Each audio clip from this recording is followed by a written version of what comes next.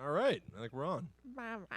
Hey, everybody, it's me, Will. Hey, and me, Kristen. We're back. We're doing another live episode of Guide to the Unknown. Thank you so much for hanging out with us. Yeah, thank you for joining us Yeah. in the unknown. Oh, my gosh. Thanks for popping into the netherworld. It takes a lot of guts to join us here That's right. A lot in of the guts, unknown. a lot of gumption, Mm-hmm. a lot of spunk and bravery. I want to commend you for that bravery. You're my hero.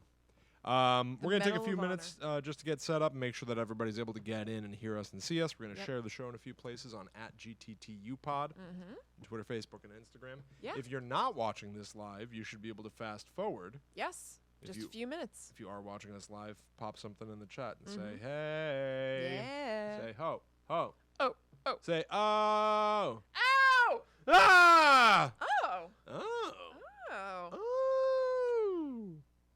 Ooh-loo-loo. Once we're done with that, you're free. Yeah. Um, After that, you turn this off. Oh, all right. Well, Oh, I have okay. this on. Well, we're streaming. Yeah, we seem to be able to be seen and heard, so that's good. Share, copy. Let's get sloppy. What are you up to? Have you done anything spooky recently? Hey, Kristen? guys.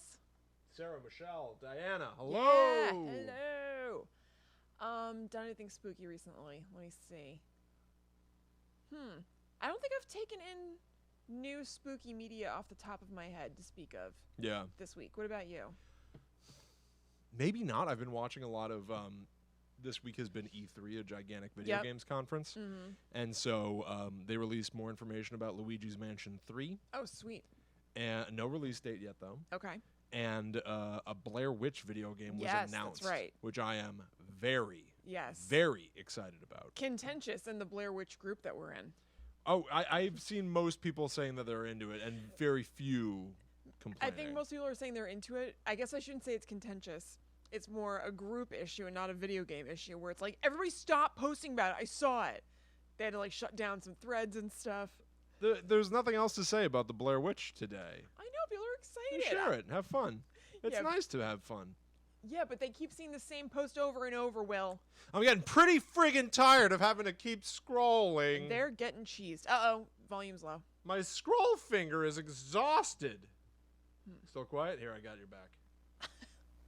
How's this? Try that on for size. Watch these decibels crank. How's Why that? don't we, I also we're think my firmly in mic the was yellow. not totally in my face. So yeah, yours is now- always a little low. You gotta talk more, like, into the direct end. Yeah. Okay.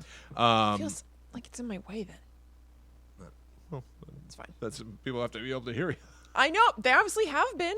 All right, good. We're All right, better. good. Yeah, but so I'm pumped about the Blair Yeah. Witch game. I actually started writing a script for doing an analysis video, trying to find all the Easter eggs in it. Oh, cool. I definitely won't have the time to make it. Right. Well, you're having fun making the. Yeah, I wrote Analysis a video. one-page introduction, which is mostly about how I'm a fan of the Blair Witch. So why don't you put that up as a blog or something rather than if you know you don't have time to make it a video and you have it written out, you already have it in another format. Because it's just a declaration of, like, here's how, all the reasons why I like the Blair Witch, and I was excited about the game. Yeah. That's it. That's all it says. Well, That's all it says. well. That's all it says. Okay. New episode. Share. And copy. Cool. All right, we're posted on Facebook. Great. Oh, all right. Hello. Come hang out with us on youtube.com/talkbomb where we're recording this week's episode live right now. Please do. What else? What else is there to say? Not a lot. Actually, plenty. If you go over there, we'll say a whole lot. Yeah, we're gonna say so a much lot. is going to cut us off. What about you guys? Have you guys seen any spooky stuff this week? Watched anything, read anything, whatever that's like Guide to the Unknown-y? Yeah. Guide to the Unknowna. Yeah. That's what your children can call me. Yeah. You know how like My like children are going to call you grandma. you know how like Jack Nicholson's grandma raised him and he thought it was his mom? Yeah. What if you guys do the reverse and you're like, Kristen's so weird and old. Let's not confuse the kids. Oh, boy. That's horrible. Let's just call her That's horrible. just call her Nona. That's sad. They're not gonna understand that she's my sister. They're not going to get it. Yeah. They're not going to get it. We may as well. Yeah, it'll be less confusing for them when she picks them up at school.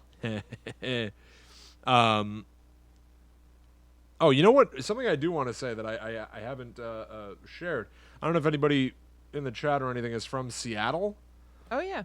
This month, at the end of the month, June 27th, I'm gonna be in a live show for American Hysteria. Yeah. Chelsea is doing her first ever live show of the American Hysteria podcast, and I've got my tickets. I'm flying out to Seattle. I thought you meant tickets for the show, and I was like, you have to buy tickets? They made me buy Yeah. tickets. Just I something you're got in. 'em. Yeah. Mm. I got my tickets. But yeah, the flight's all booked. I'm going to Seattle at the end of the month, and if anybody is on the West Coast and wants to see that, come check it out. Look up American Hysteria, Seattle, Yeah. and you'll figure it out. I'll bring you there. It's at the Columbus Circle Theater or something. Yes, that's true. But I'm sure just American Hysteria Seattle will get you there. I think I was just showing off that I knew Total show off. the theater. You're a total show off. I'll put something in The you know what? showboat. I'm gonna say something in the main show Okay. too about that. Yeah, you should. Yeah. Let me. You know what? Then let me make sure I've got the info right in front of me real quick. Okay. Sorry. You are the boss. Need the info. American Hysteria Seattle. Let's see what happens if I Google that. I get exactly Ooh. the right thing. Oh, great. That sounds awesome, Jennifer. I know exactly what you're talking about with. Or you know what? I was thinking I might have, maybe I don't know. I think I might have just been projecting on you. You know how there are those, like, you ever seen those acrylic pour videos where it's paint and you make this really cool looking painting out of just, like, pouring different paints on a thing in, like, a pattern? Yeah, Have I you think seen that so. at all? Yeah. I was thinking it seems really fun to do. I kind of want to do it, which is why I had that on the brain when Jennifer said that she follows somebody who did a UFO abduction painting tutorial. That sounds awesome. Oh, that's cool. Yeah. Very cool. Oh, I heard Chernobyl's great, Diana. I've heard it's Yeah, like I've heard one of that's the so best good. shows in a while. A lot of people are talking Yeah, about it. yeah. I saw someone tweet that they're going to change their daughter's name from Khaleesi to Chernobyl. Like, yeah, that pretty much It's sums a it up. beautiful name. Everyone turned from talking about Game of Thrones all the time to talking about Chernobyl. Yeah. And it's got to be good. Yeah.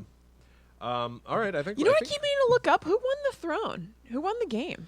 Yeah. Did the game ever come to a close? No, it did. Oh, it did? Let me see. Someone wins the throne? Yes, so I had that conversation with Ryan like a few weeks before it ended, and we consulted, like somebody who watches it, and they're like, yeah, they're trying to get the throne. It's not literally a game where it's like your move. I don't Right, it's a think, but it's like, strategic yeah.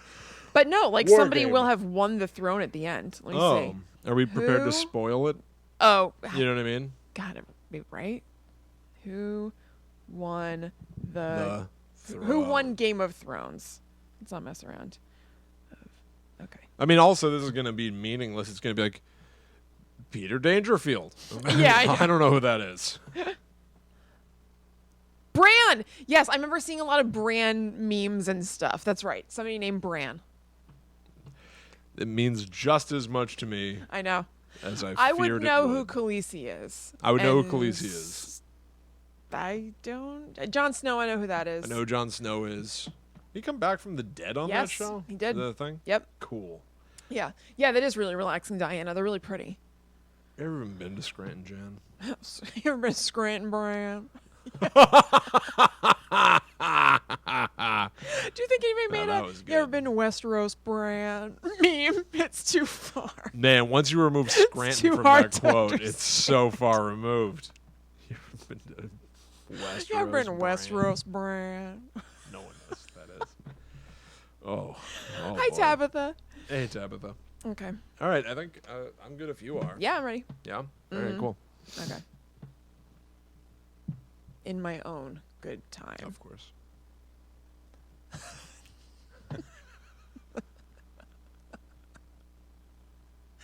I'm just gonna do it. They're already here. You gonna do it in tandem with me? Yeah, All right. I'm going to try. Okay. Hello, welcome to Guide to the Unknown. I'm Kristen, I'm William. and we have a special episode this week. Yeah. We teased it a little bit on our YouTube channel. If you don't follow us, it's youtube.com/talkbomb. So the people who checked that out will know that William today is going to talk about the history of Ghostbusters. That's right. How it came to be. This is episode 84 of Mm-hmm. Guide to the Unknown. Coincidentally, just this past weekend, there was a major celebration in LA called the Ghostbusters Fan Fest, Yeah. celebrating the 35th anniversary of Ghostbusters. That's because right. it came out in 84. Mm-hmm. GTTU 84 for GB 84. That That's cuckoo. It's cuckoo in the I didn't cabeza. realize that. Yeah. How nice. I know, it's very coincidental. It's Yeah. a little synchronicity, and I really enjoy it. You know, I love those. We have a fair amount of them on here. So my topic tonight, I'll spoil you to kind of like at least somewhat thematically match Will's. So I mean, it would be fine, but just so it wasn't like the history of Ghostbusters and gnomes. Right. We already did gnomes, Yeah, but yeah. I, Gnomes again. Yeah.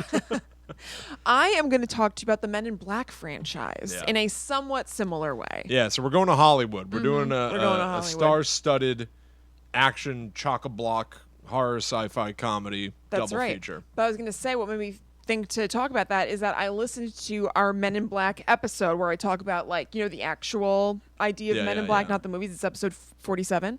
And there was a big synchronicity in that one where I was talking about Indrid Cold, and then you were like, wait, did you see the message from somebody? And somebody had message saying, why don't you check out Indrid Cold? That's right. But I hadn't looked at it. That's right. I remember that. Yeah. That was incredibly bizarre.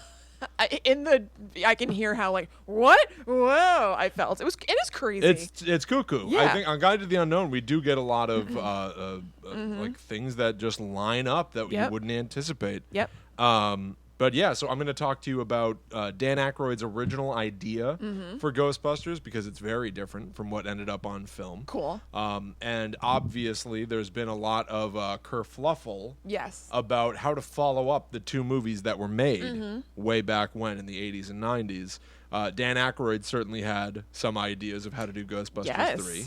We got the as it's called all-female Uh-huh. Ghostbusters movie in 2016, and now everybody's gearing up for Jason Reitman Yeah. to direct a new Ghostbusters movie that pays homage to the original first and second. So I'm going to talk a little bit about what has been announced about that movie Cool. so far. Excellent. But before we do any of that, I want to offer something out there to our listeners and viewers, especially anybody in Seattle.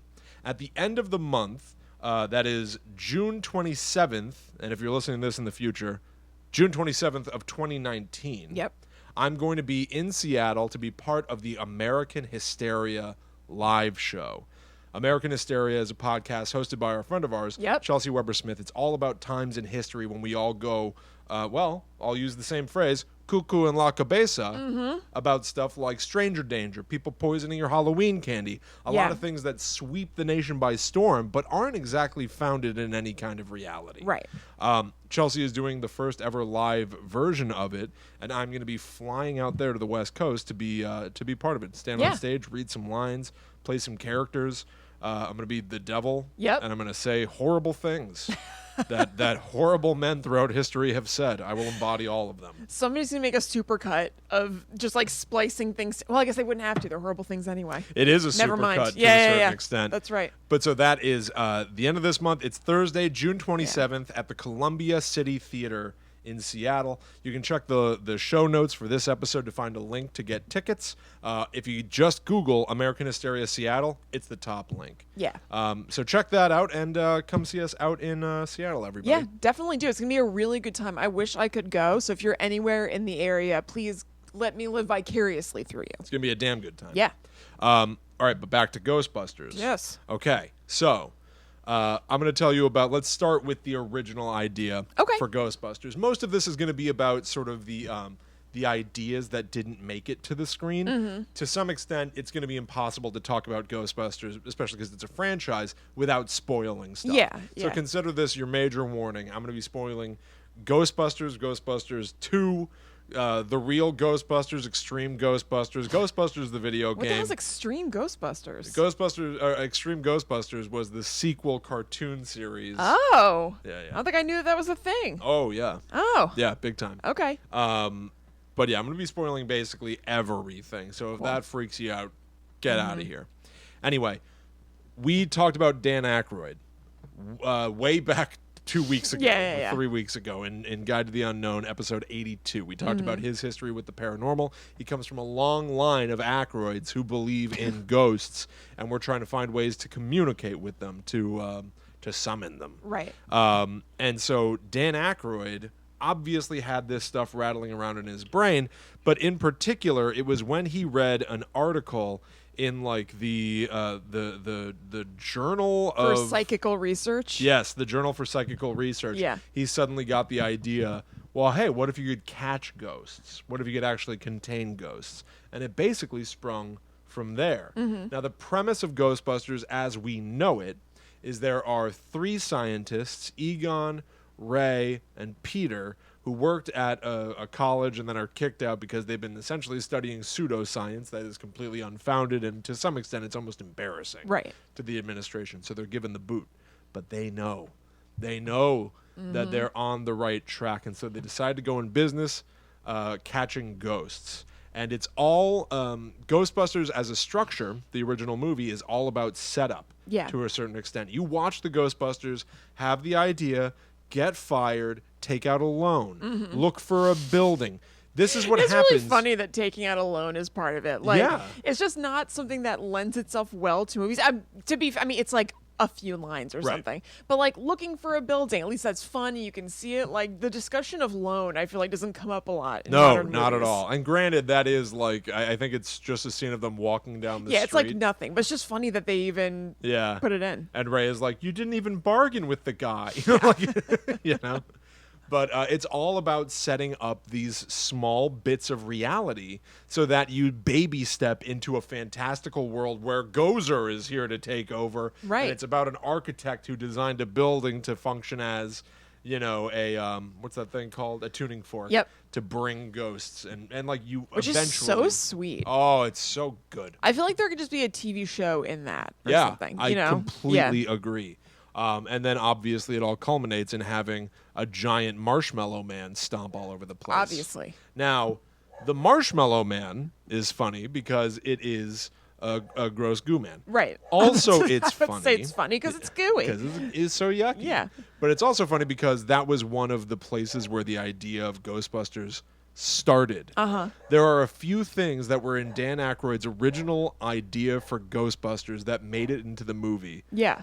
The logo, the ghost with the nose symbol on it, was one of them. He had that in his notes. And the other is the Stay Puft Marshmallow Man. That was always there. It was always there. And he always had the idea that these were going to be, that Ghostbusters were going to be as needed in society as having firefighters, policemen, and like exterminators. Right. He wanted it to be insanely commonplace. These are like blue collar guys. We're going to take a break. There's no one else home. I'm assuming you can all hear the dog. I'm going to go make her stop. Okay. Yeah? Yeah. Yeah. Right? She's just not going to stop. I guess not. I thought maybe Allie was out there, like coming in or something. No, she's in New York. Oh, okay. All right, let's see what's going on here. GTD is going to Hollywood. That's right, guys. We're going to the top. Everyone has 3 mortgages nowadays. Yeah. Yeah. Could you guys hear Molly? Out of curiosity, we could hear her, but because she was upstairs, I was hoping that would be just distant. Come here, baby. Diana loves puppy dogs. Well, guess what? I got one for you. Come here. Come on. Good girl. Look at her. Oh, yes. Oh, I don't think she's been on camera in a while. That's Molly. oh, I love you. I love you. And she's very sweet, but she's also very loud. Yes. Okay. All right. Yeah, they couldn't hear her. Oh, they couldn't? No. All right, well, At that's least good to Diana know then, couldn't. because it definitely had me, like, paranoid. Yeah. I just assumed that it was layered under everything I was saying. Yeah. All right. Good to know for the future. Yeah, so pretty. Okay. All right, so anyway. Mel did hear. Oh, okay. Okay. So she wasn't there. All right, good. Okay. So anyway, Dan Aykroyd had his original set of notes for Ghostbusters, and it essentially was about the following. He wanted to write a script that would star him, Eddie Murphy, and John Belushi. Right. I remember hearing that. Isn't that weird? I mean, there's like an SNL connection. 100%. Yeah. John Belushi makes like perfect sense. Yeah. Eddie Murphy, I think, is really interesting because does that mean John Belushi and Dan Aykroyd and Eddie Murphy together, like the 3 final Ghostbusters of Egon, Spengler, Ray Stantz, and Peter Venkman are all 3 distinct types. Yes. And one of them's a nerd. One of them's like, a sarcastic, quippy guy. Yeah. And the other one is just like wholeheartedly in this. Yeah. The only one that I can understand in this original idea of Dan Aykroyd, Eddie Murphy, and John Belushi is Dan Aykroyd. Definitely. Right? Like, So which one? Yeah, you're saying. Well, yeah. Because You're right, John doesn't Belushi and quite- Eddie Murphy both feel like they would be the Peter Venkman. Totally. Was there Yeah, I don't know. was there no idea for Egon? Yeah, I guess not. Yeah. Anyway, he also had the idea that he wanted to sort of revive or modernize the idea of classic ghost comedy stories. Like Abbott and Costello had a movie called Hold That Ghost. Yeah. So he was like, well, why did that go away? Why did paranormal comedies go away? Let's do this. So anyway, he brought the idea to Ivan Reitman, the director who had done stuff like Stripes. And Ivan Reitman loved it, but basically was like, your idea, which like included the Ghostbusters having like a global franchise of Ghostbusters stations already. Yeah. And time travel and going to other planets. This was part of Dan Aykroyd's idea. He was like, Okay. this would cost like $200 million to do. Yeah. So Ivan Reitman goes, basically, he's like, love your idea. I really want to introduce you to this guy, Harold Ramis, who worked with me on Stripes. He wrote that. He wrote for Bill Murray. This is basically how Bill Murray comes in, too. Yeah. Oh, okay. Yeah, they take the script to Harold Ramis because basically Ivan Reitman and Harold Ramis both think the idea is cool but want to take it down to earth. Yeah. Let's not have it be that there are like hundreds of Yeah, Ghostbusters. that's already established. Yeah, and we're like fighting intergalactic ghosts or whatever the hell. Yeah. Why don't we just make it about normal people? And like it'll be funnier Yeah. if it takes place in a mundane reality. And so that sort of like baby stepped back the idea to make it a little more real. So Dan Aykroyd and Harold Ramis worked together, but it was Dan Aykroyd's original idea. And as he was writing it with John Belushi in mind, he got news that John Belushi had died. Oh. Oh, wow. Yeah, he said at one point, I was writing a line for John, and they had a producer and talent agent. He goes, and Bernie Brillstein called and said they just found him. Ugh, We loved each other as brothers. that sucks. As he was writing lines for Yeah. him. They had to contend with an old 1975 show, which was called Ghostbusters. Oh. So they couldn't get the rights to use the name Ghostbusters, so they were working on Ghost Smashers, Ghost Breakers. All of it sucked. Not good. They had pitched the idea to a guy who eventually left Columbia for Universal, Okay. where the Ghostbusters TV show was owned. Oh. And so once he moved over to Universal, he believed in the project, so he gave them the rights to the name. That's awesome. that Man, great? what luck. I know, You for know? real. Yep. 'Cause it's such a good name. Ghost Smashers. Ghost Smashers. I mean, I know that I'm saying that with the knowledge of Ghostbusters already in my head, but it's just doesn't sound as good. No, not at Too all. hard. Yeah. But Ghostbusters, the 1975 show, was also about a team that does like paranormal investigations. Oh. The weird thing is, it was about two guys and a gorilla.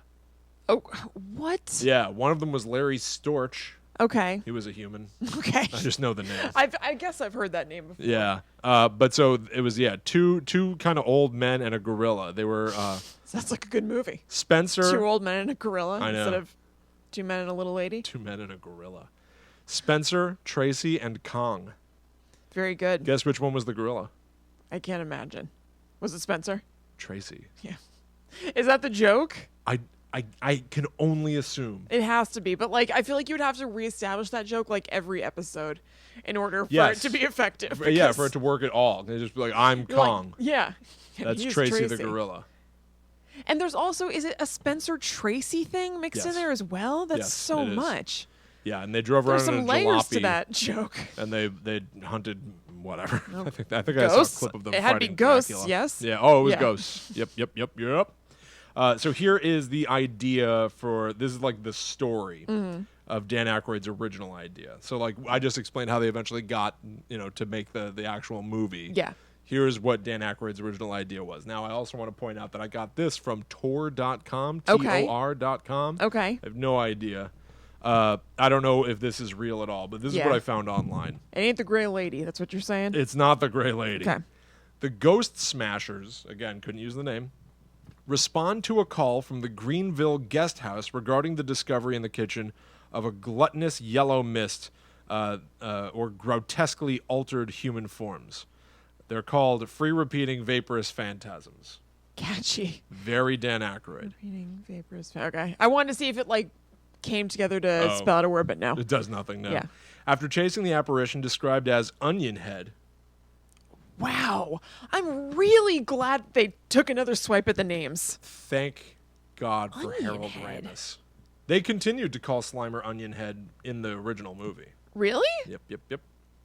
Like behind the scenes, he was Yeah. known as Onion Head. It's terrible. Also, And Slimer's like an icon now. I wonder that I don't know that he'd be such an icon if his name was Onion Head. no way. Yeah. No. They also, I believe, on set referred to Slimer as the ghost of John Belushi, Oh, well, which I mean, is weird. He's like it's- scarfing down food and. well, I guess it's barfing on affectionate. people. If Dan Aykroyd was like so close, he was like brothers with him or something. I guess it was like giving him shit. I guess so, yeah. You know, in they the also afterlife. described the Stay Puft Marshmallow Man as having John Belushi's physique. So, Where did you? What do you mean they described it that way? Who did? like, that was the idea for how Stay Puft should look, is that he should be, like, big and round in the middle. I mean, maybe like Dan Aykroyd and he were always like busting each other's balls about physique or Maybe. something. Yeah, I don't So it's know. like continuing that relationship. Like he's like zinging them Yeah, up in the heavens. I guess so, yeah. So anyway, they catch the Onion Head ghost and bring it to the containment unit, which is kept at a deserted Sunoco gas station in northern New Jersey, purchased by the Ghost Smashers. When the ghosts are released, a 25-acre sinkhole is triggered around the gas station. It disrupts a long inactive fault line that somehow turns northern New Jersey into a giant inferno. Okay. This is part of the original idea for Very Ghostbusters. action packed. Zool was the working term that later became terror dogs. So Zool was the Okay. name of it. So like you would have a pack of Zools. Oh, okay. I They're your gotcha. dogs, Right. basically. Somehow the Zool was held captive by the Ghost Smashers' employer, Shandor. Okay. It's like weird remixes Yeah. of familiar things. Yeah, right? I guess they decide to like maybe not use this, but then they just like little pieces of the name or pieces. I love hearing that. Yeah, but the Zool was Gozer's favored pet, and he was the all-powerful ruler of the sixth dimension. So Gozer would stop at nothing to recover the Zool. Okay. Basically, Yeah, in his this, lost dog. Yeah, Yeah. Basically, in this, Gozer is John Wick, Yeah. Yeah. and the Ghost Smashers are the Russians. It's much goofier. Yeah. This plot. Yeah, it's way goofier and Yeah. like harder to imagine. Uh-huh. Like in none of this It's did I less say interesting. a human's name.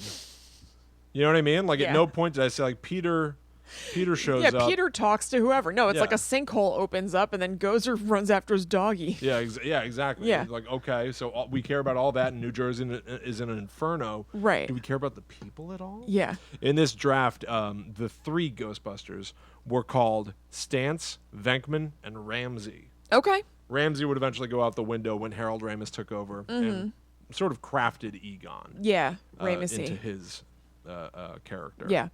The Stay Puft Marshmallow Man appeared slightly past the midway point in the script and was only one of many Gozer manifestations. The finale involved the Ghost Mashers being whisked away into an alternate dimension. Okay. Yeah.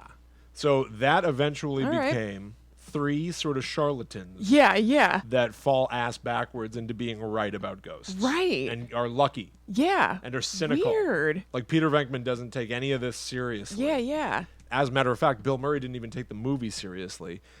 It was a movie that he wrote, Bill Murray, was given funding in the hopes that it would secure his attachment to Ghostbusters. Oh, okay. He was like, he did not care wasn't about into this it? particularly, no. Wow. Yeah.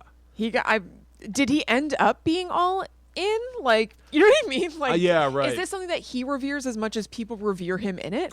I don't know. I wonder. It's I bet so- it is. I'm sure they met in the middle at some point. It's so hard to tell. Like one of the major things that we're going to get into is like, well, why don't we just get into it now?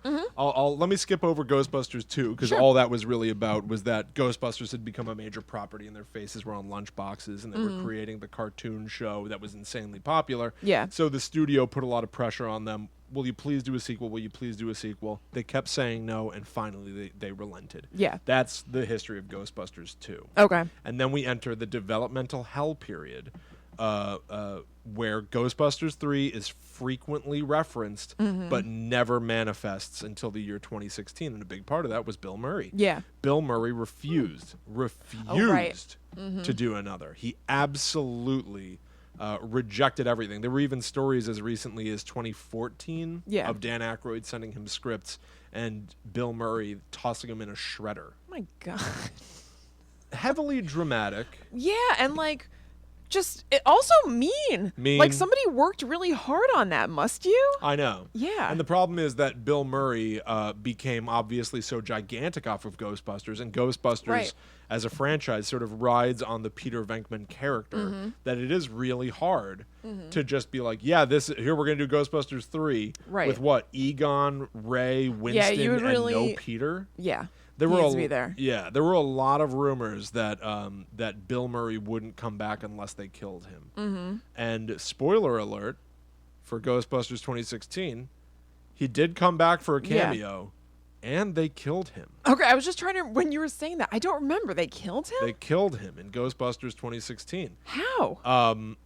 They throw him out a window, Okay. and then Why'd they do They don't even that? show the body because I'm almost certain Bill Murray just like shot his scene and disappeared. Yeah. I don't know why they didn't have a double on the ground or something, but like, Or did he come around and he wanted the door open for his return? Oh, no. Maybe? No. Okay, because that's usually the thing in TV and movies where when you don't see a body, you can't trust that it's dead. right? Yeah. No, he's dead. Yeah. But he also didn't want to be there. He like shows up and sits in a chair and does his scene. Yeah, I can picture that. And then is blasted out a window by that, like in Ghostbusters 2016. There's like a pterodactyl looking ghost, like blows him out a window. Okay. That's really it. Yeah, That's what happens to him. it's rough. Yeah. Anyway, he was the main person holding back all this time, and Dan Aykroyd would periodically go on TV or make some statement about what he was doing with Ghostbusters 3. One of the most popular things that he would refer to is, weirdly enough, as great as it is, it's like so specific, he would endlessly talk about wanting to do Ghostbusters 3 with Eliza Dushku. Oh, okay. Yeah, he'd be like, she's going to be great. She'll be one of the new girl Ghostbusters that we're going to have. Had they worked together at some point or I something? don't know. Huh. Okay. know Maybe he just about really that. liked her work as Faith. I guess so, yeah. He's like, I- she's into the like supernatural thing. Sure. That Weird. would make a certain amount of sense, but I don't know. Huh. So anyway, some of the ideas for Ghostbusters 3 that were bandied about, a couple of these are Dan Aykroyd. A lot of these are just sort of like studio stuff trying to get their things in order. And one is sort of a pitch from a famous writer that I find to be very polarizing. Okay. Whatever, we'll get there. Okay. So Dan Aykroyd's big Ghostbusters 3 idea, at least everybody thought, was called Ghostbusters 3 Hellbent. Essentially, the idea is that in the 90s, Dan Aykroyd wrote a script for Ghostbusters 3, which would have seen the team transported into an alternate version of Manhattan called Manhattan. Yes. Manhattan. Yep. Now, once again, I want to point out that Dan Aykroyd's original idea for Ghostbusters ended with them being sent to an alternate dimension. They made 1, 2.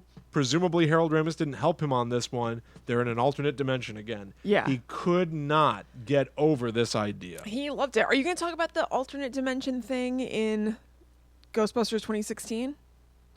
Oh, sure, I can. Yeah. But that's just my personal theory. No, but like, isn't it if you freeze frame and stuff, you can see that the billboards are like from the 80s or something Yes. like that? Yeah, Yeah. So I yeah. think it's more than personal theory. Yeah, it's but here's the problem is that, like, again, I think you and I have had this debate many times. Even if it happens in the movie, if no one thinks it did, it may as well not have. Yeah, but if their intention was for it to have, then it did. It's not even clear if their intention was at this point. They took the time to do it, but who the hell knows what it means? You know what I mean? Sorry, it's got to mean something. Well, let's just get into that Yeah. then. Yeah, this is sort of a Right, jump. right. Yeah, but whatever. So Ghostbusters 2016, the entire movie, obviously. So there were some production problems with that movie too, which I think is pretty abundantly clear at this Yeah. point. Because not only was it that movie completely crapped on from the Ghostbusters fan base. Honestly, that movie kind of craps on the Ghostbusters fan base. The villain of that movie is basically a Dan Aykroyd type. It's this guy who believes in the paranormal. Granted, he's doing horrible things. Yeah. So he is a villain, but he's like the primary audience for Ghostbusters is like, you know, white schlubby dudes in like their 30s to 50s. Okay. And the villain of that movie is a white schlubby dude and he's like he's very Dan Aykroyd-y, where he just like we'll just talk to you about like some odd paranormal thing. Yeah. And then everyone's like, what the hell's he talking about? It's like the villain of that movie is Dan Aykroyd. Huh. I never thought about that before. Yeah. I don't think it's taking a crap on it, though. All right, well, bust this. Yeah. At the end of Ghostbusters, the original, Gozer says, Bust this. bust this. Go ahead. Bust this, Ray Parker Jr. Gozer asks the Ghostbusters to choose its destructor form. Yes. Choose the form. And Dan Aykroyd chooses the form of the Stay Puft Marshmallow Man. Right. They have to echo some sort of a choose the form thing in Ghostbusters 2016 for some reason. So at the end of the movie, the bad guy goes, what form should I take? And he says it like that. And it doesn't feel based in lore. It feels based in a need to echo the original. Playful evil. I guess. It's bizarre. And I think it might be Leslie Jones goes like, I want you to be a cute little ghost so that I can stomp you or so whatever. And he goes, like this? And he takes the form of the Ghostbusters logo. And then the new Ghostbusters that weird. everybody... This is like new information to me. I've seen this movie and I don't remember this at all. Yeah. The Ghostbusters, the new Ghostbusters that everybody seemed to be completely against, then fight the Ghostbusters logo. And so it's like metaphorically, Yeah. it's like we need to destroy what this is. Yeah. That is weird. Yeah, it's strange. Now, on the one hand, it's very tidy, clean, and it's obvious to Yeah. make the ghost from the logo something you fight. Right. That's great. Yeah, there's a reason that you're against that thing. Right. It's weird to take the villain who seems to be like an on the spectrum paranormal lover guy, turn him into the bad guy, have these new characters that everyone's really concerned about destroy him, and then he becomes the Ghostbusters logo and they destroy that too. That is weird. Is this like a known theory online? Is this a thing? I think people have talked about it. Huh. Weird. But the thing that Kristen brought up that I did not talk about in all this Yes. is that for some reason, now this is in the script, I believe. I don't know why I read the script, but I did. God, William. Well, I don't know what to tell you about that. That's neither Neither here nor there. there, It's neither yeah. here nor there. I saw the movie, and then I think I read parts of the script. And in the script, they describe the new Ghostbusters as going to Times Square, which has been transformed Right. into the pre-Giuliani era Times Square. So before the sort of Disneyfication of New York that made it very family friendly, Times Square was a grungy place with Seedy. very seedy. Yeah. And so I was like, this is an awesome idea, and it makes it feel, to me at least, like it's physically returning the Ghostbusters to the place they came from, Right. of the 1984 original Ghostbusters. And it always drove me a little bit crazy, because like I get really hung up on continuity, and I can be very literal, I think, and it really kind of frustrates me that the original trailer for Ghostbusters 2016 started with text that was like, 30 years ago, 4 scientists from New York Yeah. created and you're like, oh, so it's in universe. Right. So Peter, Ray, Winston, and Egon did all this stuff 30 years ago, and now the new modern Ghostbusters are going to follow up on that. And then Yeah. it was clear that they were not doing that. They were starting fresh. But then in the script sending Times Square, dialing it back to look like it's 30 years older. Right. I was like, oh, maybe they had some idea of the original Ghostbusters being there. You would hear Ray or, Peter going like, what the hell are they doing? Or, something like that. And you'd be like, Yeah. oh, they exist. Yeah. They exist in this alternate 1984 or something like Right. that. And I was like, but that wasn't in the movie. So I watched the movie again, and it is. But they don't talk about it, Yeah. and they don't use it to any effect. Right. But you can see in the 2016 Ghostbusters movie that when they go to Times Square, a bunch of ghost, shimmery, whatever stuff descends on Times Square and turns all the billboards, all the modern billboards, into old 1980s style billboards. And modern New York City becomes gritty, grungy 80s New York City. Yeah. Why? We may never know. Some sort of other dimension thing. Why did they spend the money to do that and not do anything with it. I can only assume that they were planning to do something with it in some way, whether that means within that movie or in a sequel that isn't happening, obviously, that you can notice ties back to the first. There was a purpose for that in the works. Because you're right. Why else would you spend the money? It is cuckoo. Mm-hmm. It is really, really bizarre. Yeah. And there are a lot of actually Dan Aykroyd later after the movie came out and did not do well, and obviously it was this like embarrassingly polarizing. Can everyone chill? Yeah. Even if you don't like it, it's a Ghostbusters movie. It's Right. a movie. It's entertainment. Right. Get over it's yourselves. fine. It doesn't it's undo fine. the sweetness of the other Ghostbusters. You ruined my childhood. Yeah. Your childhood was already ruined because you grew up to be with so that bitter. attitude. Yeah, exactly. Yeah. You ruined your childhood. Nothing to be done. Let people enjoy stuff. Says the guy that like complains endlessly about things. But No, I don't think you really do. so anyway, Dan Aykroyd after the movie came out, he was on like some like Good Morning America type show, and it's a really wild clip. Everybody should watch this. He goes, I feel like he's every Dan Aykroyd interview clip is wild in some way. he goes off book, and there's still Yeah. there's no book. Right. It's incredible. It does it every time. Yeah, He goes absolutely. like, we tried to tell the director that there were certain key scenes that he should shoot, and he said he didn't need them. And the movie came out, and we found out he needed them, but they spent all this money trying to fix it. And well, let's just put it this way: he won't be back on the Sony lot anytime soon. Yikes. Says Poor that- form Aykroyd. Says that down the camera. Yeah. God. Paul Feig is pissed. somewhere in his three-piece suit Yeah. and hat. His He vest has tears on it. pulled the brim of his hat down over his eyes, tried to hide. Paul Feig Biting was, down on his tie. yeah. Paul Feig was at the Ghostbusters Fan Fest, and somebody took a video of him going like, "Hey, will there ever be a sequel to Ghostbusters 2016?" Uh-huh. And this is a diplomatic response. This is not based in reality. Mm-hmm. People are sharing it as if it is. His response was like, "Well, if the people want it, if there's enough of an outcry, of course I would love to do it. I would love to do Yeah. that." It's like that's both true I'm and about to it's not say, happening. yes. Right. Yes. Because if he says that and an outcry does happen, then like, okay, sure. Yeah, then let's So do it. It's worth saying. The only but- thing that dictates the business is the business of it. Right. So if enough people suddenly Yes. turned and were like, Sure. Ghostbusters 2016 is a work of art, Yeah, it's a modern masterpiece. then they'll make another. Absolutely. But that's not happening. No. So anyway, yeah, it was my theory, or like one of the things that I really wanted to do way back a couple of years ago. I wrote a thing called "How I Would Reboot Scream," basically because there was a lot of, and still is, trouble with the license for Scream and what's being done with it, whatever. And I was like, you know what? I'm a writer, an aspiring writer, whatever. Let me do my take, Yeah. completely unfettered of anybody's influence, and just put it online. Yeah. You can like it, you can dislike it, who cares? I had been prepping, doing on the heels of that, how I would reboot Ghostbusters. Oh, cool. And the big thing that I would have done at the time was I would have taken Ghostbusters, the video game, which functions today as a sort of Ghostbusters 3. Yep. And I would have remade it. Yeah. You know what? I'm getting really ahead of myself. Do it.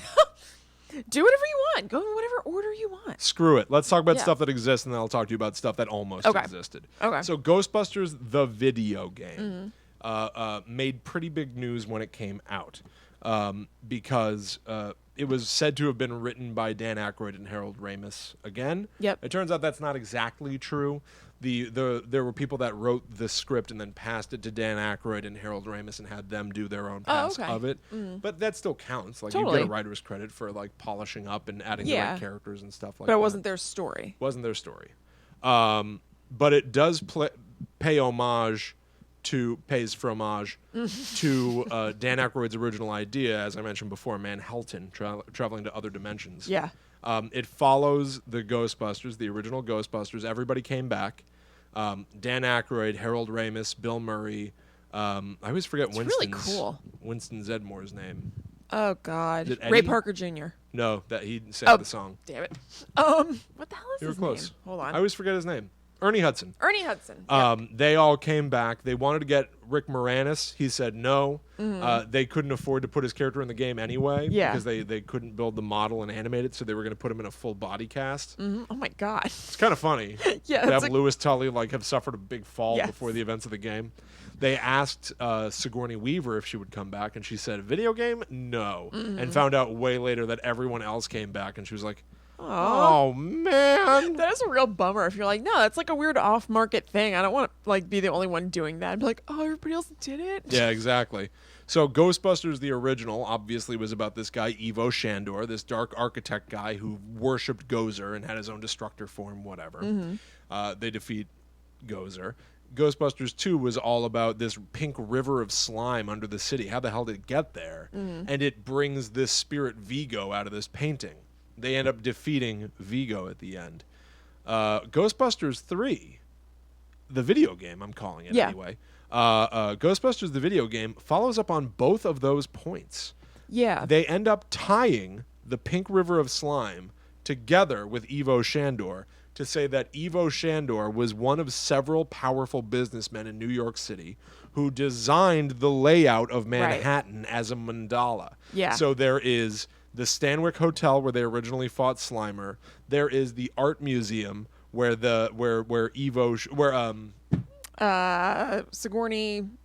Sigourney Weaver worked, but what's his name? Vigo the Carpathian. I was trying to think, what's her name? From Dana Barrett. Okay.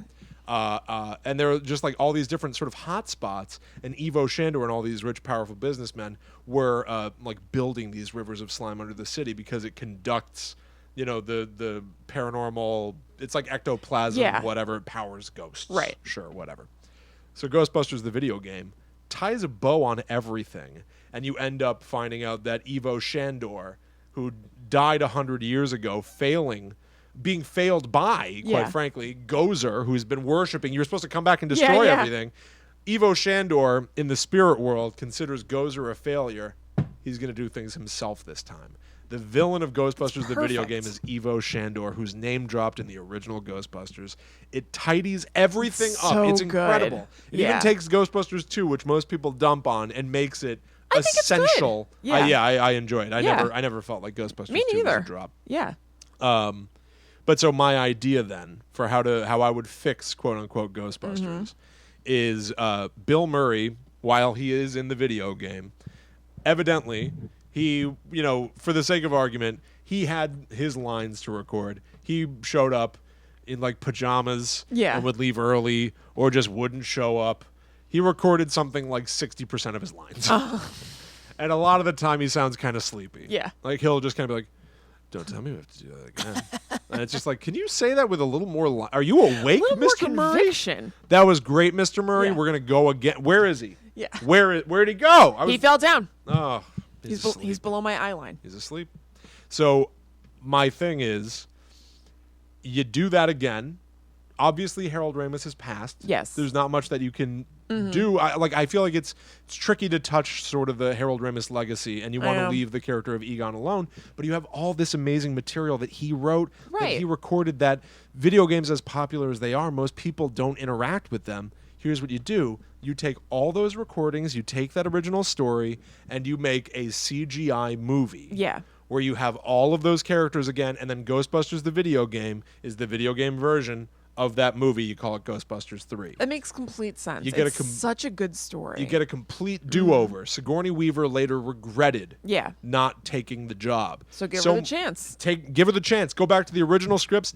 Dana Barrett's back in. Yeah. It's the proper Ghostbusters 3. Have Bill Murray come back to record the other 40% of his lines. You're Give him a cup of coffee. Give him a cup of coffee. He'll do, an additional 20% of them. He still won't do the whole thing.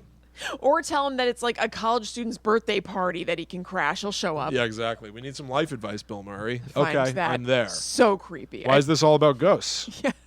Just trust us. Trust us. So you still won't get him to do everything, but you'll have a little bit more. Craft Ghostbusters 3. There you go. Everybody's happy, and you can close the book on that. You can close the book on that passage of time. That was a great idea. Yeah. There's even, I think, an opportunity to in Ghostbusters the video game. You walk through New York City. You play as a new Ghostbusters. You don't play as one of the 4 main Ghostbusters. You play as a new rookie. Yeah. It's called.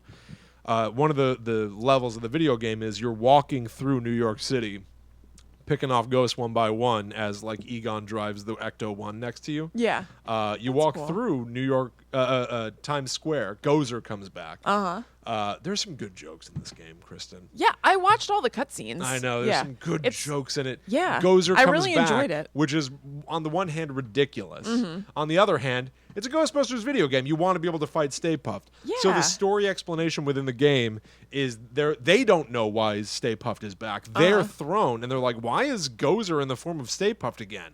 And then Dan Aykroyd, Ray Stantz, played by Dan Aykroyd, Right. starts going, Gozer must be locked into whatever destructor form was picked per dimension. I guess I made a pretty good selection after all. It's like, that's a great joke. It is a great joke, and it's also so much less clunky to have them also be like, huh, how did we find a way to get him This back? happened. And it becomes the point. Right. You fight Stay Puft early on, and then Yeah. you're supposed to wonder why Gozer That's even awesome. came back. That's like giving you You what you want, unravel but it further. making it make sense and not just Yeah. shoehorned in. And what a good joke for it to be like, Yes. they were upset with Ray in the first one for picking a Marshmallow Man as the destructor form. And now, hey, good thing I did. Thank we know how to God. beat this guy. Yeah.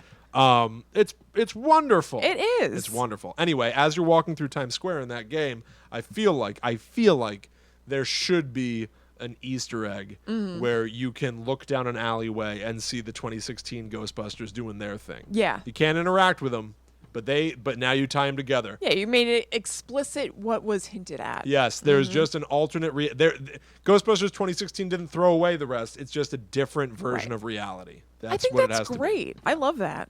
to be. But obviously that's not what's happening. No. It's not what's happening. No.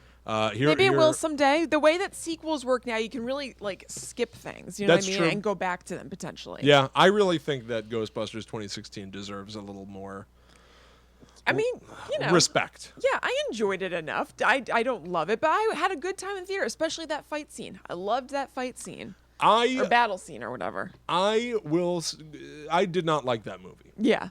but I think that the way that movies are made today, that wasn't a movie. That was episode 1 of what was supposed to be a Yes. new series. Yes, that is completely true. It smacks of the beginning. Yeah, and I think it was probably poor from a strategic point to make the movie that way, Yeah.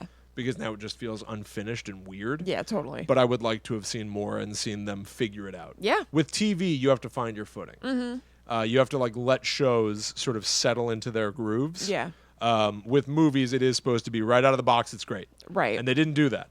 I think because there's so many franchises now, it's so tempting. Yes. And that's why you have to be in the TV mindset. Yeah. Let's see where they go with this. And they didn't get the opportunity. Yes. Okay. All right. Well, all right. Let me just say some weird things that Dan Aykroyd said. Please. All right. Can never get enough of them. So the failed Ghostbusters 3s that we never got. Yeah. Ghostbusters 3 Hellbent. They go to Manhattan. Everybody has an evil twin. Okay. The big bad would have been the devil himself, except he's a Donald Trump-like character named Luke Sifler. Oh, yeah, that's It's right. even worse than I thought. Yeah. I always remembered this as the devil's name is Lucifer, which is at least Lucifler. closer. Right. Is it Luke Silfer? I got it even wrong again. It's Luke Silfer. Oh, my God. Yeah. Now, even... We're running into a lot of weird name stuff this episode. Oh, it's terrible. Mm-hmm. Even if you have a character go like, Luke Silfer? Is that why they call you Luke? It's like, I thought it was Lucifer. It's like, yeah, everyone gets it wrong. Yeah. Even if they said that, I would still be like, this sucks. It's eye-rolly. This sucks. It sucks. Aykroyd co-wrote the script with his Coneheads writing partner, Tom Davis. And then it says this. It was one of the funnier takes on a Ghostbusters sequel out there, which makes me wonder if Dan Aykroyd was online. Wrote this. You know, I've been doing a lot of IMDb combing myself. Well, I always do, but in the last couple of days. And I was thinking about how much better the IMDb trivia was before you could submit things. Oh my God, the IMDb It trivia. used to be nice and clean. It was probably somebody's job to like transcribe the DVD commentaries onto the trivia. And they Yeah. probably had the best job in the world. And now it's a mess. It's IMDb trivia is like a pile Is that of where you got that? garbage. No. No? Oh, God. Because that smacks me of like somebody's uploaded IMDb trivia that's like, what? I would not be shocked if the Ghostbusters Yeah. IMDb trivia is just like overstuffed with crap. I have a ton of IMDb trivia in mine. Awesome. Not goofy ones, but. There, if you go to specifically one of the ones that I found that was out of control is Jurassic Park. Oh, If yeah, you look at we the talked about Jurassic that. Park trivia section, it's full. It's like 10 pages. Of It's stuff clearly where like people this are- guy, one Yeah. guy.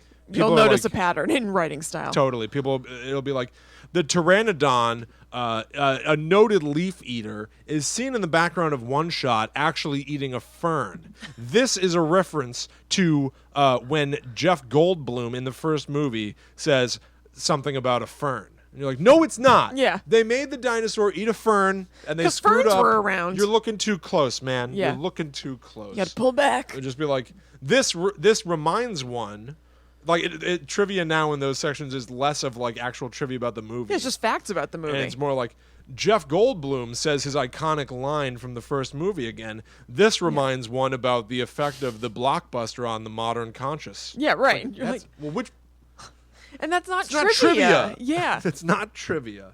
My God. Anyway, later in 2012, Dan Aykroyd talked about the Manhattan idea and said it was not his idea for Ghostbusters 3. It was his idea for Ghostbusters 4 or 5 Oh, okay. once the franchise was back up and running. What? I don't understand. He's always too far ahead of himself. Yeah. Always.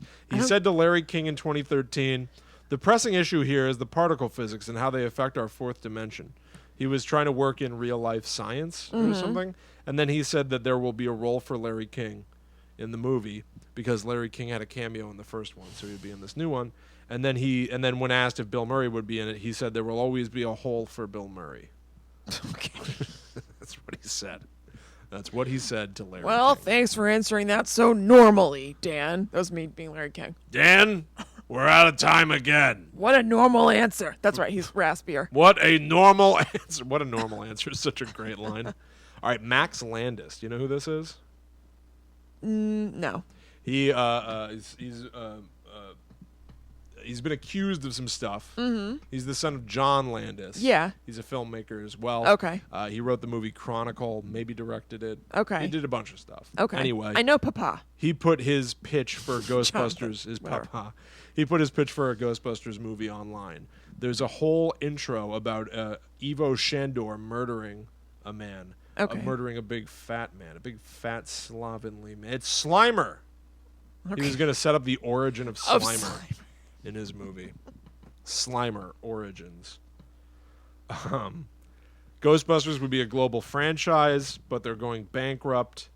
One of the teams, let me get into the team idea. He wanted there to be different teams of Ghostbusters all over the place, and they would be based on different, like, then modern comedy duo teams. Yeah. So there would be a team of Ghostbusters that was basically the Parks and Rec crew. Okay. A team of Ghostbusters that was Seth Rogen and James Franco and that whole crew, and a Key and Peele Okay. sort of themed Huh. crew. Wow. That's a lot, though. It's a lot. It's a It's lot. a lot of personality. It's a lot.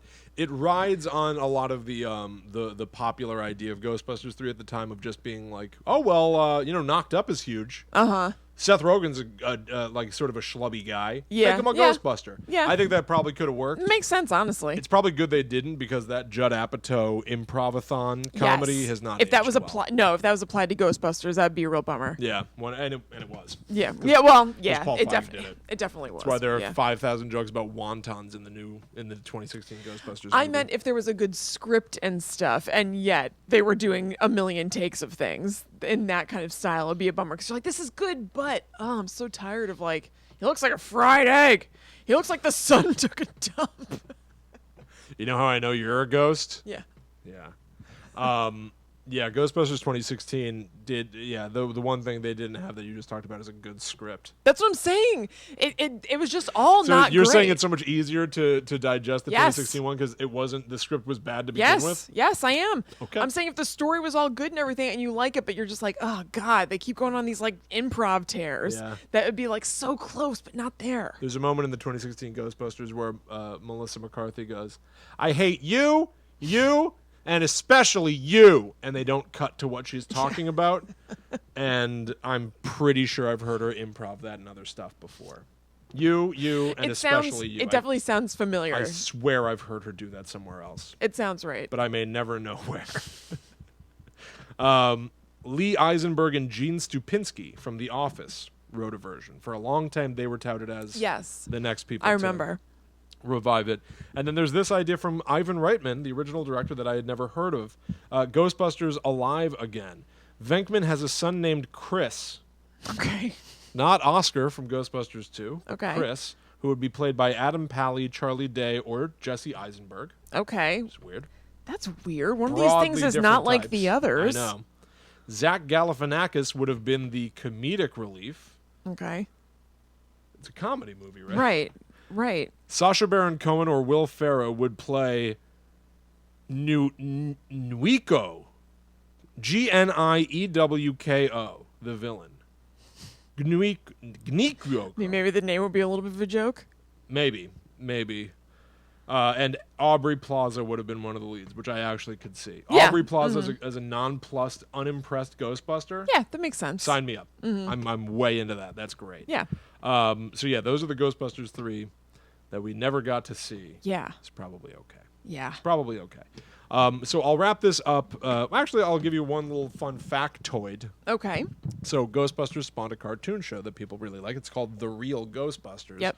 And the reason they had to call it that is because there was a cartoon show based on that other Ghostbusters thing with the monkey named Tracy. Mm-hmm. So they couldn't call it the Ghostbusters, the TV show. So they had to call it The Real Ghostbusters. It's like on Instagram when your name's taken for a celebrity, and they'll be like, the real Kelly Ripa. 100%. Yeah. It's the same thing. Mm-hmm. The way they justified it in the show was to say that Ghostbusters 1984 was a movie based on the exploits of the real Ghostbusters that are here on the cartoon show. Okay. Right? That's kind of cute. Yeah. It was pretty cute. Peter Venkman was voiced by Dave Coulier. Yep. So he goes from, dry Bill Murray to being like Doing the jackalope. a Oh my God, I wonder if they One ever side fought of the spectrum to the other. Is there any chance they fought a jackalope on the show? I think it's likely. Ernie Hudson had to audition to be Winston on the show. Why? And he didn't get the part. What? That's weird. It's really weird. Could it be that he had his monetary demands were too high or something? It's possible. Because how could it be? I mean, he was Winston. It's possible. Yeah, I don't know. Yeah. Anyway, that is neither here nor there. They gave Egon blonde hair, by the way. Yes, that I remember. Very weird. I don't know. I didn't like that choice. And then when they did Extreme Ghostbusters, he was really the only one who came back. All the other characters eventually returned for a 2-part finale. Yeah. But it was basically Egon was now the boss. Need the info back at the home base. He was almost like a Screech hanging out, for Saved by the Bell, the new class. Yeah, He's just yeah. still around for some reason. Yeah. Okay. Now the Ghostbusters that we're gonna get, people are calling it Ghostbusters 3. Mm-hmm. It's not. Right. But it's supposed to be the follow-up to the original 2 movies. Jason Reitman, son of Ivan Reitman, is directing it. Which is so really there's nice. a lineage thing Yeah. going on there that I find appealing. Totally. Sigourney Weaver is confirmed as returning as Dana Barrett. She has been talking about being excited to work with the boys again, which heavily suggests Yep. that Dan Aykroyd, Bill Murray, and Ernie Hudson will be back. But all that's known, and that was revealed this past weekend at Ghostbusters Fan Fest, was Jason Reitman saying that he had the idea for the story when he pictured in his mind's eye a little girl wearing a proton pack.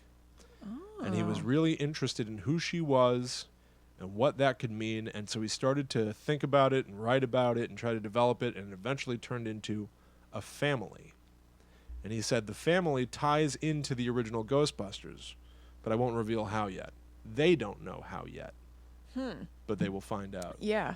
And so that is sort of the new vibe. Okay. For the record, Dan Aykroyd has said that once they're done with this, he would like to do a Ghostbusters movie where they meet in high school. Oh, that's right. You told me about that. Yeah. Where Peter, Ray, and Egon meet in high school. Mm-hmm. I'm good. And everyone kind of went, oh. Yeah. Okay, is that Well, happening? I guess he wants to start the new generation or something. Yeah, but, somebody went like, "Oh, is that happening?" And he went, "Well, it's been talked about, and the script is on Jason's desk. So if he wants to read, I don't know if he's read it yet." Yeah. Like, okay. Is Dumb and Dumber or the sequel. Wait, which one's the prequel? What's it called? Dumb and Dumberer. Okay, yeah. I don't like seeing people that we already know and they're supposed to be them as teens or No one whatever. wants I don't that. like that. No The one only wants time that. that it's good is in Austin Powers. That's a good part. All those kids do a great job. I guess so. Besides that, I have no use for it. Is it Jason Biggs? Does he do something? Maybe. If they have to be like, if there's a young Dan Aykroyd type Yeah. who's going like, I think the principal might be a ghost. I don't know. You liked that. You just laughed. I do. I don't. I don't know if I like it enough to watch a movie. But I like the experience of that joke you made. Yeah. Let's say that. Somebody who has to be as quippy as Peter Venkman, but they're 15. Yeah. No one too wants precocious. that. No one needs that. No. Leave it alone. Although think of how much you love the Stranger Things kids. Like, could there be other people out there like that? But Bill that Murray could is fill such a our type. hearts? I know. They would just tell a kid to act like Bill Murray. I would say That's it'd just the be problem. impressions the whole time. Yes. That's why it's annoying. It would be It's not impossible. really acting. It would be Yeah. impossible. Unless they decided to abandon that and just made teenage Ghostbusters, I guess. But I that don't know. wouldn't be safe. No. They're not going to do that. They're going to have a child pretend to be. Safe. They're going to have a child pretend to be Bill Murray in his 40s. Yeah. That's what's going to happen. You know, Indiana if Jones. that gets off the ground, I'm Oh, it's not happening. not gonna hold my breath. Yeah, you know Indiana Jones and the Last Crusade. How it opens with Rivers Phoenix playing young Indiana Jones. Yeah. If you rewatch that, one, it's great. Two, he's got every single trait and characteristic Yeah. of Indiana Jones as portrayed by Harrison Ford, which is really impressive. And then you're like, well, wait a minute. He was like a 40-year-old man even when he was 15? How is that possible? He's like grabbing people by the tie. Yeah, right. Like leaning in. This isn't what a kid is like. Well, some kids pick up on mannerisms of adults around them or something. It's supernatural. It's crazy. It's really funny. Anyway, that's a very rocky, troubled history of Ghostbusters. Yeah. Portrayed in a lot of time. That was like a Pulp Fiction version of the history of Ghostbusters. It's zip zooming all over time. Absolutely. Well, they're zip zooming through dimensions, so why do we have to adhere to linear time? Exactly. Forget it. Thank you. Okay, so now we're going to talk about the Men in Black movies. Like I said before, we talked about the actual Men in Black, like stories of people coming up to people who have had alien experiences or whatever, or maybe being aliens themselves in episode 47. So if you want to hear that, you can go there. But this is about the movies. So I didn't realize that it's based off of a comic book series. Oh, There yeah, I were forgot about 3 that. comics out at the time that the movie was developed, and they were by Lowell Cunningham, which is a very good name. They were serious in tone. They're not like funny, like fun, goofy comic books. And in them, the Men in Black deal with things of like not just aliens but like anything paranormal. So demons, mutants, zombies, werewolves, and vampires are all covered and all under kind of the purview of the Men in Black in the comics. Okay, so the Men in Black just handle like oddities. Anything weird, Yeah, basically. Yeah. And there are a lot of things that are the same. Like Zed is there, who's Rip Torn in the movies. J and K are agents in it, but there's also an agent named X, ECKS, who ends up going rogue because he finds out what their legit mission is. They're not just supposed to just be kind of like policing these things and keeping it calm. They're manipulating and shaping the world by keeping the supernatural hidden. Oh, that's interesting. Yeah, so they're kind of controlling and puppet mastering things, and X doesn't like it, so he bounces. And I think he's more of a character in the future comic books. That's an intriguing storyline. I know, it sounds pretty good to me. Other things that are the same are that you have to leave your life behind to become a Man in Black. So as far as the world knows, you don't exist. The neuralizer is there, but also the comic books go further because they're a little bit darker and more serious. And you can basically, if it's a means to an end and it has to happen, you can kill people, destroy things, whatever. The Men in Black are a lot more ruthless, and a lot less jokey. So I'm going to talk about each of the Men in Black movies, and where applicable, which is pretty much only the first one, give pieces of trivia that are interesting and not just behind the scenes movie interesting. I tried to pick some things that are like having to do with UFOs and stuff like that. Yeah. So in case you guys haven't seen it or you don't remember or whatever, Men in Black came out in 1997, and here is the plot as written by me. It is a top secret organization tasked with policing alien activity on Earth. They recruit Will Smith into the fold, and he's known as Agent J, and he's partnered with Tommy Lee Jones, who's Agent K. They find out there's an alien terrorist plot to steal a source of major power that's being currently hidden on Earth, and J and K has to stop them. J has got to get him one of these. Space guns, cars, etc. Yeah, any stuff. Basically. He should say that like about everything in every the movie. Yeah, Yeah. about in every movie and Yeah. about everything in that movie. Well, because that's from Independence Day. Oh my God, it is. I think so. I think he says that in Independence Day, but I just always think of him saying it. Man, what was up with Will Smith and like supernatural, paranormal movies? I know, for a alien while? stuff for a while. I didn't think about it. And also, apparently, I didn't include this, but I found it. He didn't like being known as Mr. 4th of July because he kept having blockbusters that came out on the 4th of July. Mr. 4th of July. I know. I was like, who's calling him that? I've never heard that before. Also, why wouldn't you want to be known as the person that has know. blockbusters coming out every 4th of July? Yeah, you want to be pigeonholed as kicking ass? Like, I'm sorry, you did Independence Day, Men in Black 2 and 3. Right. I, Robot, the Gemini Man thing we talked about recently, where he's the Yeah. last man on Earth.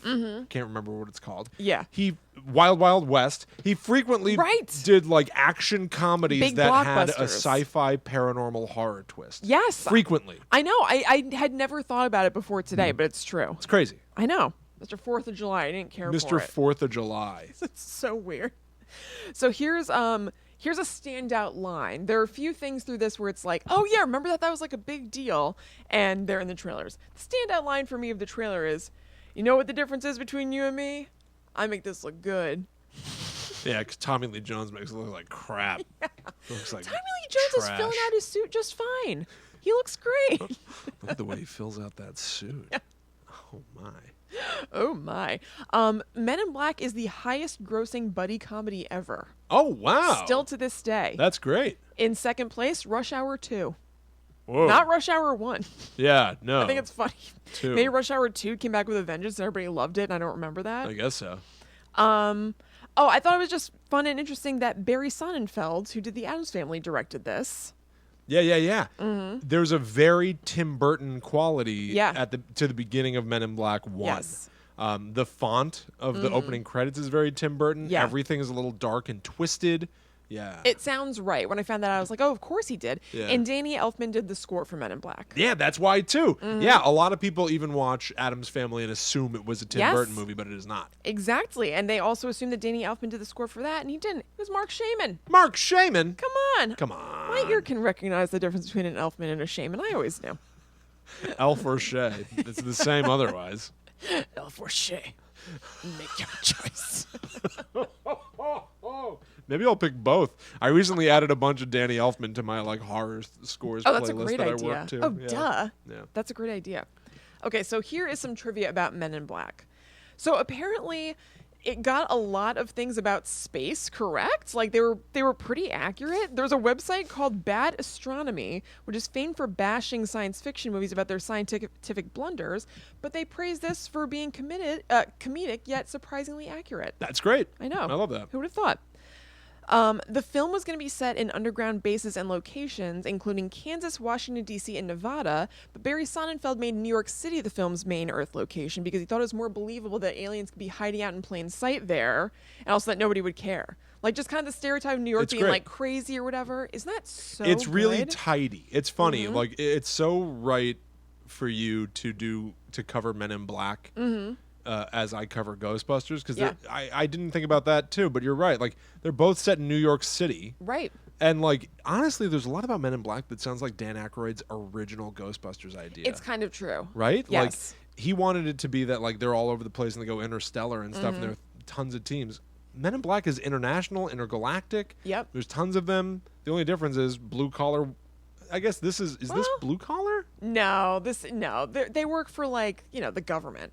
Yeah, but they are like I guess is I it mean, like they're like in the mess. I guess- I guess I see what you're saying. Like they're like police. yeah, kind it's of. not white Yeah. collar to be like responding to No. calls and shooting stuff, right? You know Guess what I it's mean? Fancy blue collar. Is a spy blue collar? Is You there see what I'm such a saying? thing as a starched blue collar? I know, It's yeah. Fancier. But anyway, Yeah. like I think it's clear what we mean. Yes. Like it's the same idea. They're policing, but one of them is like super slick spies, and the other one is like Like schlubby schlubby. guys. Yeah, that's true. Huh.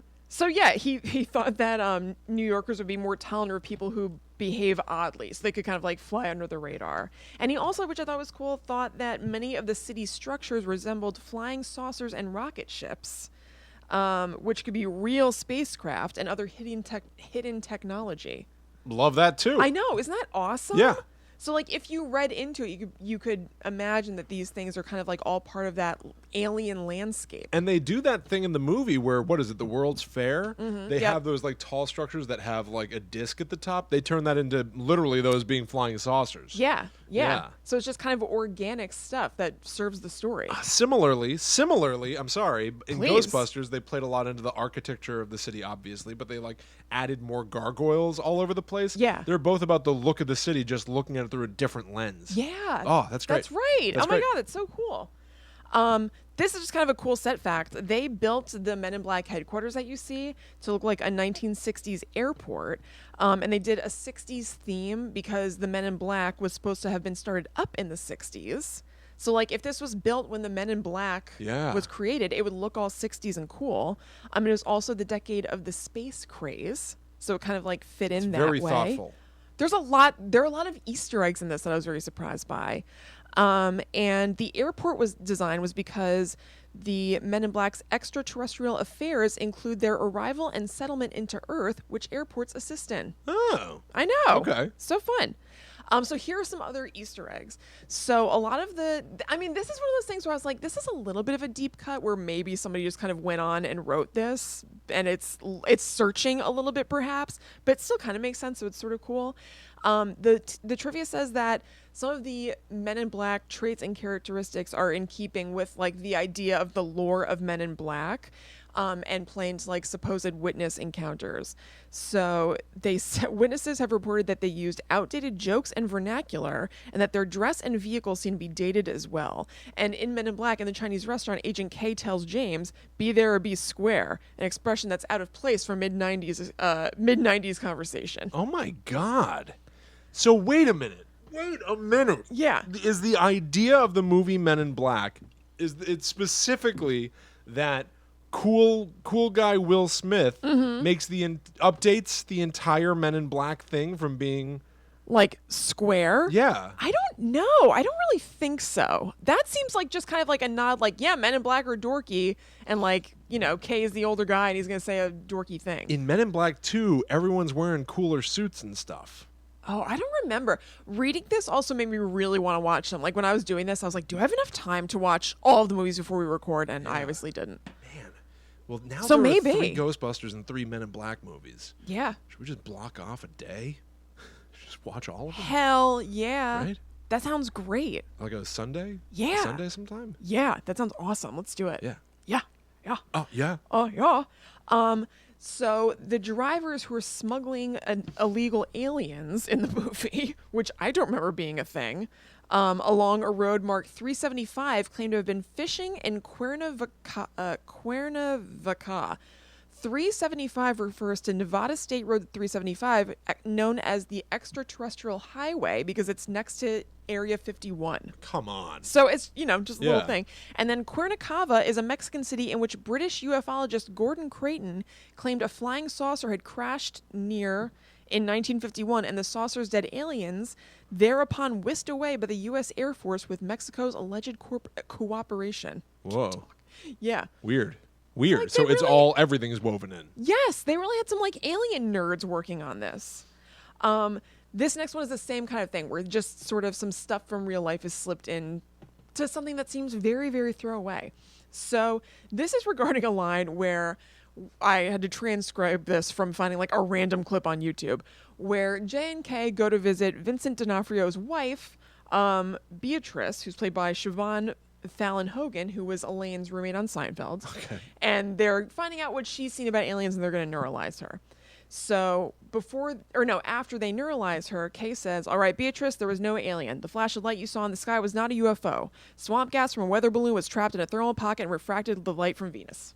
Just whatever. Yeah. And that explanation just like mashes together a bunch of sightings and explanations for, or no, not sightings, UFO explanations. It nonsensically mixes four of the most infamous cases of scientific explanations of UFO sightings by the U.S. government. Those include swamp gas, weather balloon, thermal pocket, and light from Venus, and they all correspond to real explanations. Wow. Who would ever notice that unless they were like major UFO heads? Totally. They must have had like a consultant or one of the writers was a UFO head who was like thrilled to death to get a job writing on this movie or something. Yeah, and that's awesome that even like bits of dialogue that are not meant to be considered deeply. No, and picked apart. Mean something. Yes. If you look closer. I love that. I know. Here's another one. As Kay checks on his ex-girlfriend in Truro, Massachusetts, the spy satellite at first locks on, or on a spot very near, two invisibly small firing ranges inside Otis Air National Guard Base, approximately 30 miles from Truro. This seems arbitrary or a goof, but nearby is the giant missile tracking radar of Cape Cod Force Station, home of the 6th Space Warning Squadron, one of whose tasks is to track all known Earth-orbiting objects or any new orbiting objects. Wow. So they were like, oh, if we're going to, be tracking things anyway, let's make it something cool. Let's play into that. It's awesome. So here are just some weird casting switcheroos. 'Cause I feel like those are always fun to hear, even if it's not. Yeah, what could have been. Yeah, exactly. Clint Eastwood turned down the role of Kay. Good. Chris O'Donnell was first offered the role of Jay, but he turned it down because he felt like he was getting pigeonholed into a new recruit kind of role because of him being Dick Grayson. Oh, what? I don't want to always be a new recruit. Yeah, isn't that weird? Is that a type that I know, I've been that's unaware what I of? read too. I was like, can you be... No. I don't know that I would have drawn that parallel, to tell you the truth. I am sick of always being a new recruit. Right. I want to be the recruiter. Yeah. David Schwimmer turned down the role of Jay. Very different movie. And But, isn't that surprising? Yeah. There are going to be a couple of other casting surprises for you later. Will Smith Shocking. must have done maybe not a rewrite, but he must have improvised or just added his own flair all over the place. Yes. Because that means that lines like pointing to Tommy Lee Jones and going, old and busted, and referring to himself going, new hotness. That's my coming noted line. Oh, no. William! I'm sorry. I'm so sorry. But can No, you but that imagine means- David Schwimmer saying that? David Schwimmer being like, the difference between you and me? I make this look good. Yeah. What? There's no way. Do you? Or him being nervous and saying it like Ross. Or going like, NYPD means I will knock your punk ass down. Wow, you remember a lot of lines. Kristen, I don't know how to tell you this. I've seen Men in Black a lot. I feel like we watched it. It was one of those movies we watched a lot, but I haven't seen it in a few years. I don't remember I haven't stuff seen as it in well. a long time. Movies Really wedged itself in there. are really important to me. Yeah. You probably read the script a bunch of times or something on top of watching it constantly, right? I don't know if I read the script for this. No, you're telling me a lot of stuff I don't know, so. Okay. Yeah. So now we're going to go to Men in Black 2 in 2002, so 5 years later. Here's the plot. It's 5 years later, and Kay has retired. He's been neuralized, so he can forget his previous Men in Black life, but Jay is still in business. I forgot that I wrote this in a voice. Hang on. It's 5 years later, and Kay is retired and been neuralized and returned to a normal life, but Jay is still in business. He finds out that an alien craft has made an unauthorized landing and is here to find the light of Zartha, and to keep it from them, they'll need knowledge only Kay has. So they have to bring him back, deneuralize him, and get the band back together. Lara Flynn Boyle is the head alien bad guy named Serlina, and you realize you miss seeing her. And Johnny Knoxville is also there. Standout line? You used to drive that old busted joint. I drive the new hotness. Old and busted, new hotness. Oh. I didn't realize that was a sequel line. Mm-hmm. Yeah. It's a standout. Hey, Johnny Knoxville's not good in that. Not that that's surprising. Here comes your casting shock. Because from here on, I don't really have a lot of like cool alien stuff. It's mostly just like a few facts about the next two movies. Here's your casting shocker about that. Robert Downey Jr. and Keanu Reeves both auditioned for that role. And lost?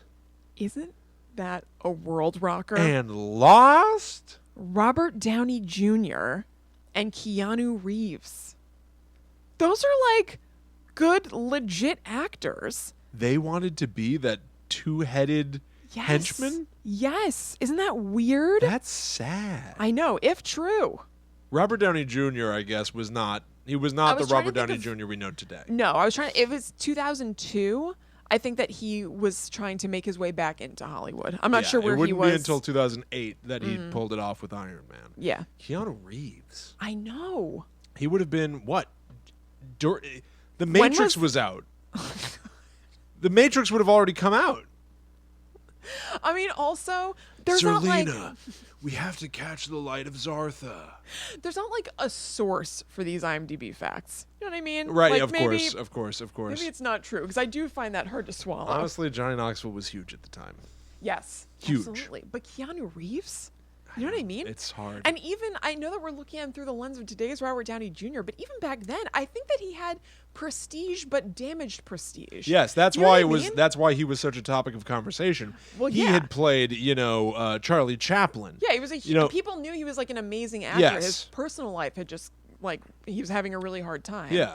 But still, to be like, no, Robert Downey Jr., yes, Johnny Knoxville. The guy I mean, from maybe it was an Jackass got insurance it? thing. The guy with the bok choy. He got the role, and I didn't. The one who tried to jump the L.A. River and roller skates and broke his ankle got the role. Isn't it crazy? The guy got flipped upside down in a porta potty. Are you doing Judd Apatow improv style now? We're just gonna name a million Johnny Knoxville stunts. Yeah, definitely. We'll pick a few to cut in. Name one. Okay, here's another weird casting thing from this. Famke Johnson, you know who that is? Yeah. Okay, played Jean Grey in X-Men, and she's in a bunch of things. She was originally cast as Serlina and even did some filming, but then she had to drop out because she had a death in her family. Oh, that's sad. I know. Yeah. Laura Flynn Boyle was cast because Jack Nicholson insisted on it while Sony was trying to negotiate with him Whoa. for him to do anger management. Oh my So I guess he was like, if you want to make me happy, I can't do him. I'll tell you how you can get me in your movie. In your picture. In your picture. Put my girl Laura Flynn Boyle in the new Men in Black movie with Keanu Reeves. Then we'll talk. Lip smack. Then we'll talk about your little Adam Sandler film. That's insane. That's insane. I hear you're looking for someone to play Serlina. Searching for the light When of you do Zartha. your eyebrows like that, that's what like really kills me. If you put Laura Flynn Boyle in that Men in Black movie, you'll make me want to be an angry man. Oh my God, really? Is that good? Yes, it is good. And I'll tell you what, Robert Downey's not touching that thing with a 10-mile long pole. Yeah, if we're talking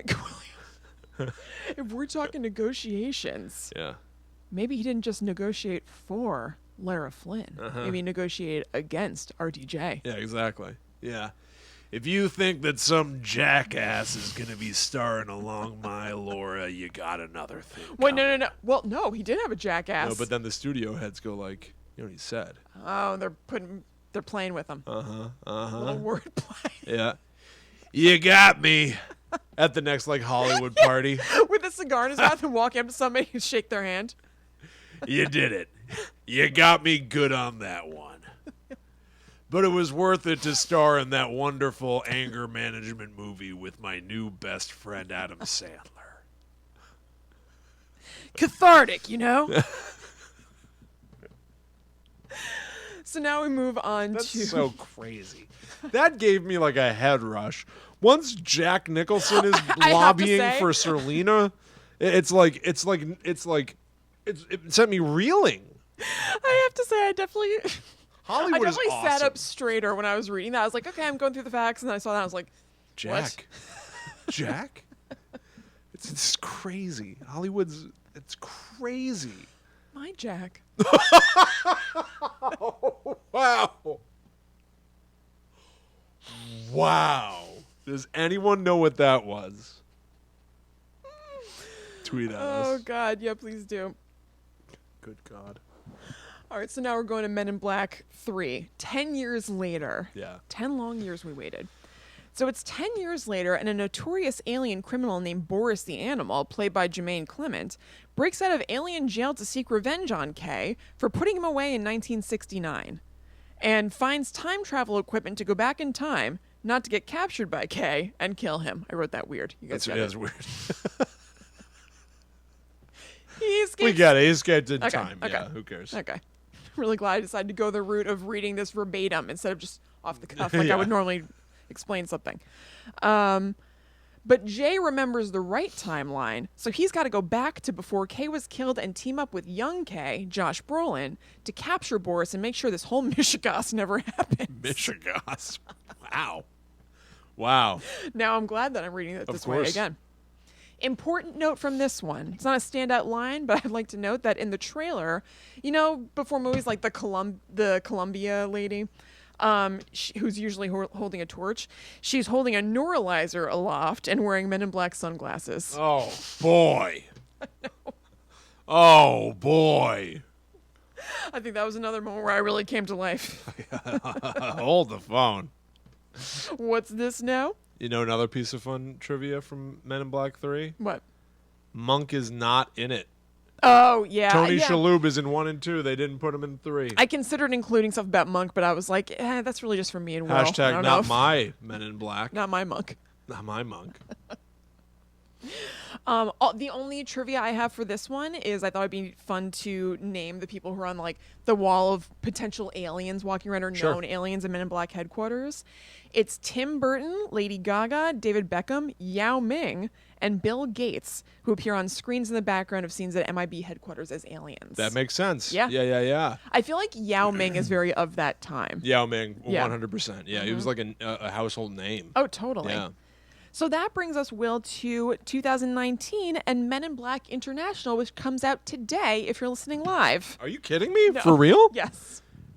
Both of I our topics know. are timely? I know. Isn't that weird? Both of them. I know. You're giving me a good reaction because when we were talking before about the overlap, I was like, he's not going to believe what's coming at him next. I knew it was happening. I saw the Yep. trailer. What? Mm-hmm. Oh was meant to my be. God. Two Wow. great tastes that taste great together. Okay. Men in Black and Ghostbusters. Yeah. They're meant to be intertwined on Guides They to the are. Unknown. Yeah. So here is all we know about it. This isn't any trivia or anything, but I thought the same way that I told you about the plots of the other ones, I'll give you a very quick. Sure. I actually think this is copy and pasted from Wikipedia. After the events of Men in Black 3, London has a branch of Men in Black. After finding the MIB base, a woman, Tessa Thompson, joins them. The head of the branch, High T, Liam Neeson. High T. What? Why didn't they say Tessa Thompson's name here? That's weird. A woman? Tessa Thompson. Yeah. Okay. A handsome man walks in. The head of the branch, High T, pairs her with Agent H, Chris Hemsworth. These two secret agents become involved in a series of alien attacks that sends them traveling around the globe. So there's really Oh, not yeah. information that's very specific about it. Right. So far, critics have seen it. They had that kind of premiere. So there are some reviews out there. And it's getting kind of meh. Like, it's fun, but kind of forgettable. It's fine sort of reviews. But people do really like Hemsworth and Thompson. Chris Hemsworth is in Men in Black Yeah. after he was in Ghostbusters 2016. He was the receptionist, Kevin. Oh, yeah. He covers his eyes when he hears something loud. That's right. That's kind of funny. No. No. No. No. Saying it at least is. No. No. No, it's not. I refuse. It's kind of funny. He he runs into a wall. He tries to answer a phone that's in a fish tank. He tries to reach through the glass. Oh, yeah, that's not. Well, you know what? Not anymore. Now he's Agent H. He's going to go after the worst scum of the universe. Yeah. Is he going to rap at the end? Oh, Gonna have God. his own song? We'll see. I guess we'll see. Oh, boy. Maybe a soulful, I don't know what the most popular kind of music in Australia is. Right, yeah, yeah. Soulful soft rock song. I'm Koala Rock. I'm assuming that it's not directed by Barry Sonnenfeld. Is that safe to assume? Yes, I think it's safe to assume. Yeah. Yeah, I'm curious about that. I'll see I'm that. I gonna like see Men in the Black. hell out of it. I'm stoked to see it. I like Men in Black. I don't care if it's not, amazing. It seems fun. I do think it's fun to talk about how modern celebrities, or just celebrities in general, are aliens that are like living among us. Yes. Are there? No. Wait. Nope. Sorry. Wrong one. Go ahead. Are there any celebrities today that you feel like could be outed as an alien that would be fun to put in the movie? Let's see. Someone who's like really, really popular. Let me think. Tom Cruise. Tom Cruise. Okay, that's a good one. Little Xenu connection. Lady Gaga still fits in there. Lady Gaga fits in perfectly. I got a weird one. Who? Bernie Sanders. That's a really funny one. If you said that his hair was like tentacles. Weird Al. Weird Al's a great one. Yeah, I'm surprised that hasn't happened already. Yeah, you're right. You know what? I think Michael Jackson is in Men in Black 1 or 2 as Agent M. He is. He's in Men in Black 2 as Agent M. Yeah. Yeah. Yup. I omitted that. He sure is. You know, one of the ideas for Ghostbusters that didn't make the final cut was that there would be an asylum that's full of dead celebrity ghosts. Oh. Isn't it weird that they did not do that? Yeah, I feel like they would have to be like far past celebrity ghosts to keep it from being like. It'd have to be like Elvis level. Yeah, right. Right. F. Gary Gray directed Men in Black International. Okay. Yeah. Okay. So not Barry Sonnenfeld. Right. I wonder if it'll be as that Like- sort of thought through. I know. I'm curious. My instinct is no. I know. It sounds like It they seems really more just kind of poured- like fun actiony. Right. But yeah, it seems like for the first one, because there was the fact that there was no trivia about that kind of stuff for the second and third makes me think that it just wasn't there. That kind of level of like Easter egginess. Right. That first one, they really went to town. Yeah. Yeah. Interesting. Yeah. Very cool. Yeah. That was great. That was This great. was fun. Wonderful. I Yeah. love talking about movies. Yeah, I do too. I really love this. I loved researching this. Yeah. Honestly, it makes me want to watch all this Me too. stuff for sure. There's also a Men in Black cartoon that they made. They made Yeah. Men in Black the animated series. That's right. That's right. There are a I lot of uncovered it. Ghostbusters comics. Yeah. It's all Yeah, they are pretty intertwined. very, very similar. I believe that I- Ghostbusters is also a Columbia production because Oh, it okay. also starts with the woman with the torch. I bet there's like fanfic of them meeting and stuff. I bet you're right. There probably is because now that we're looking at it, they do seem kind of like mirror images of each other in a lot of ways. Yeah, 100%. Yeah. Totally. Cool. Well, that's it, guys. Ooh, well, there you go. Yeah. Well, there you go. There it is. Thank you for hanging out. We will see you next week. In the meantime, if you'd like to keep in touch, you can follow us online at GTTUpod across all social media. You can also find our secret Facebook group. It's facebook.com/group/GTTUpod. You can follow William and I on social media. I'm at Chillin' Kristen on Twitter. I'm at The Myth Traveler. And if you'd like to, you can also donate to our Patreon page. You go to patreon.com/GTTUpod.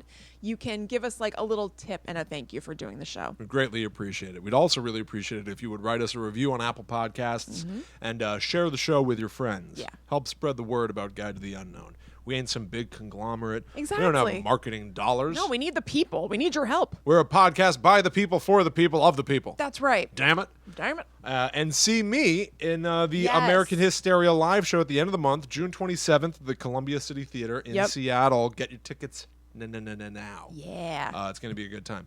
So, thank you all so much once again for hanging out with us. We hope you had a good time. We will see you next week for more spooky fun. That's right. But until that time comes, we must travel. Back to the netherworld go we. Bye.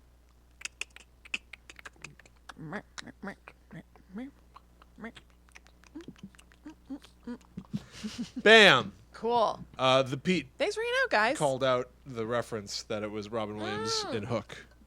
My Jack. Excellent. Well done. Good ear. Good ear, Pete. The Pete. Hey, Mom.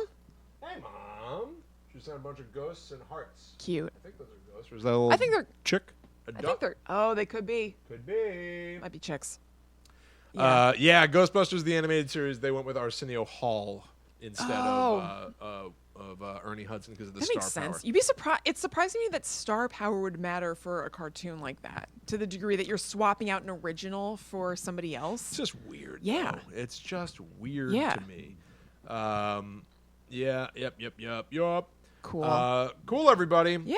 It was damn good fun. Thank you, Mel. I Yeah, really thanks, enjoyed Mel. doing the show. Yeah, me It too. was fun. I love talking about this stuff. Mm-hmm. Ghostbusters. So now the video game is being re-released. Yeah. I don't remember the release date or anything, but they're talking about adding in multiplayer. That's theoretically going to be built from the ground up. Yeah. I would love it. They're not. I would love it if they could add more material to it. Yeah. If only. Is there any hint that could happen? Yeah. No, they definitely would have said something this week if there was. Yeah. There's like no talk about it. Honestly, Ghostbusters Fan Fest seems like it farted out with like barely anything. Yeah. I saw people complaining about it online who attended. They were like, it was a mess. Everyone was late. You know, like the lines were not organized. Like the whole thing was all jumbled and crappy. Yeah. Yeah. Ghostbusters deserves better. It really does. Deserves better. I think it might get better. I hope so. Yeah, me too. I hope this new movie is good. I do too. Make it spooky. Jason Reitman also said he really wants to scare children. Oh. Which sounds good to me. I find that encouraging because that implies a level of spookiness that like I really enjoy. Yes. Scares children, but it's not like horrific. Right. I like that. Yes. Let's scare some children. That's the right speed for me. Yeah, same. Yeah. All right, everybody. All right, guys. Thank you. Yeah. That was really fun. We're not going to be live next week. Right. That episode, spoiler alert, just for you all. Next week's episode has already been recorded. That's right. Does that blow your mind? Episode 85 was recorded before episode 84. Whoa. You can put that on the IMDb page for Guide to the Unknown. Yeah, in the trivia section. How great would it be if we had a trivia section for Guide to the Unknown? That'd be awesome. There is a podcast a website that claims to be the IMDb of podcasts. Oh, really? Yeah. But if nobody knows about it, then nobody's going to go fill in our trivia. Well, we could tell them about it. Well, we can just fill it in ourselves like Dan Aykroyd. That's true. Apparently did. Yeah. It was one of the funnier ideas around on the lot. All right, everybody. We love you all. We do. We hope you have a great rest of your evening. Yeah. We're going to split ski now. All right. All right. Bye, guys. Bye, See you everybody. later.